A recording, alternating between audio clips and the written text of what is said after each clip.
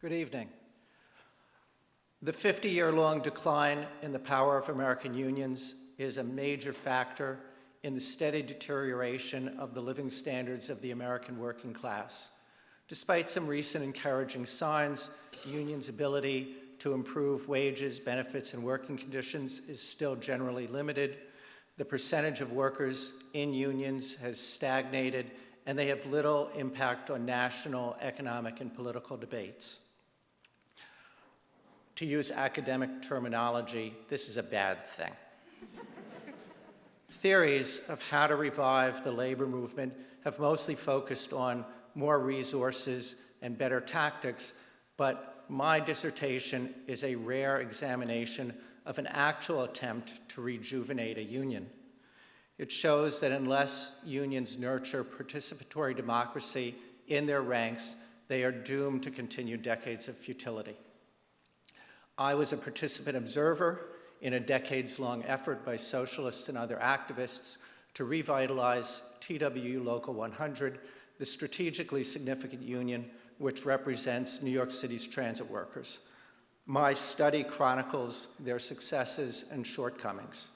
It's based on over 80 interviews that I did with my coworkers, with union staff, with transit managers. All of this is now housed at NYU's Tamiment Labor Library, along with some 24 boxes of new materials I collected along the way, spanning 30 years of union history.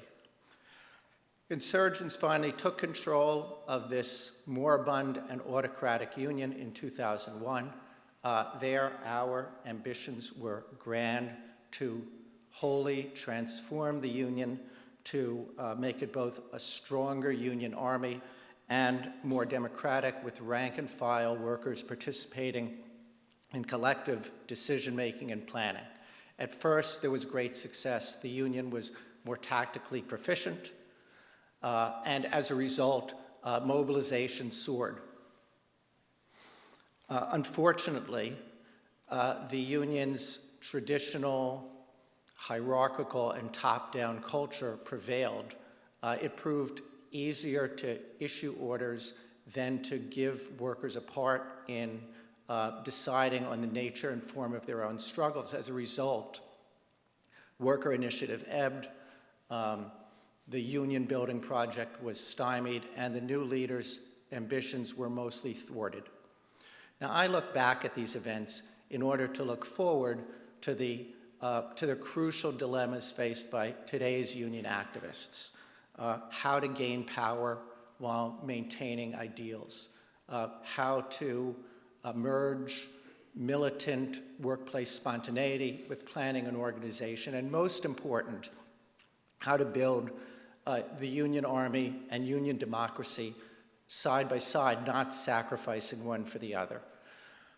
The Graduate Center's own Stanley Aronowitz once argued that union structure must prefigure the type of society they hope to establish. Participatory democracy is necessary to strengthen the labor movement, to lift up the entire working class, to limit inequality, and also to create the kind of active and engaged and aware citizens and human beings we so desperately need. Thank you.